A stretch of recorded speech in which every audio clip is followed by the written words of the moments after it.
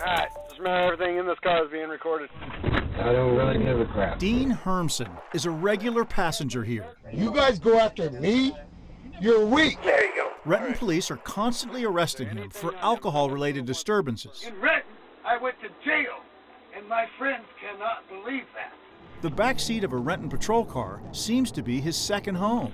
So I have a warrant. Unfortunately, for people living at the Heritage Forest condos in Renton, Hermson's actual home is here in a unit owned by his elderly mother. It's like he gets all these get-out-jail-free passes, and it just doesn't make any sense. We spoke with their neighbors, Alfredo and Melanie Gonzalez, earlier this year before social distancing restrictions were in place. Everything that he does is escalating towards a tragic ending. They say since Hermson moved in with his mother a year ago, there have been escalating fights with neighbors, first verbal, then You need to back off.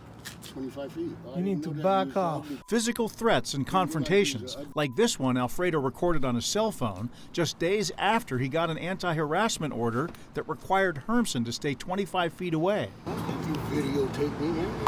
Don't me.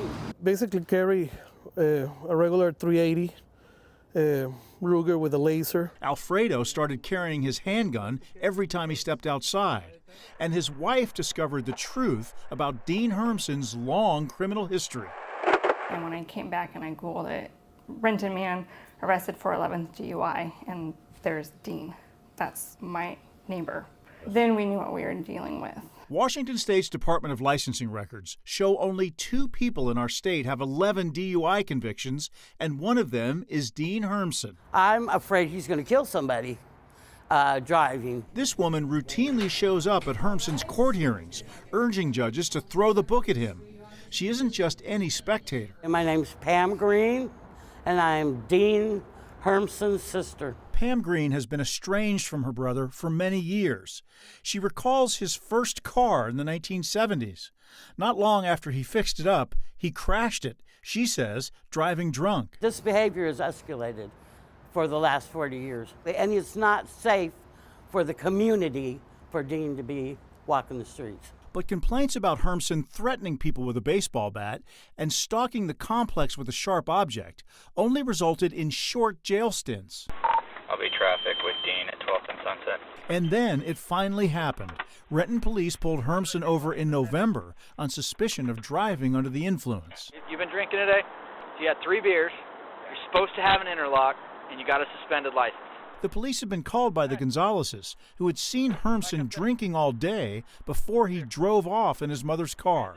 He would have gotten his 12th DUI, which would have been his 4th felony, and that would be where the story ends. While holding this position, I want you to count out loud in the following manner. After a field sobriety test, an officer who specializes in DUI determined, I don't believe you're impaired to drive today based on what I've seen in these tests, okay?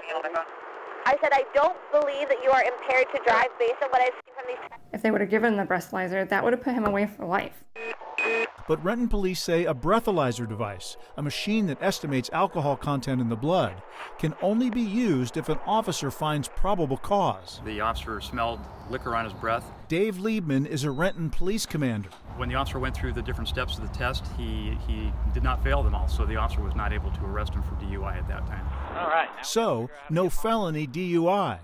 Officers did arrest Hermson that day on several outstanding misdemeanors. Watch how the supposedly unintoxicated Hermson behaves.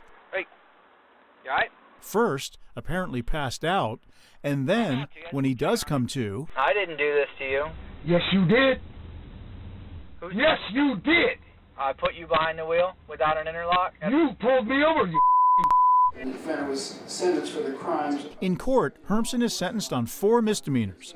He's scheduled to be released and back on the streets in September. The criminal justice system is not working for the common citizen. So Dean Hermson's story here in Renton is really a case study in how difficult it is and all the hurdles to putting a serious repeat DUI offender behind bars for long term. State lawmakers here in Washington did toughen up felony DUI laws in 2017, but it still takes 3 DUIs in a 10-year period to get a felony DUI on that 4th DUI arrest. And there's 12,000 drivers in our state, if you can believe it, who have 3 felony DUIs on their record. I'm Chris Ingles reporting live in Renton. So, Chris, let's go back to that last DUI stop. He had alcohol on his breath. He admitted to drinking beer. Why isn't that enough for a DUI?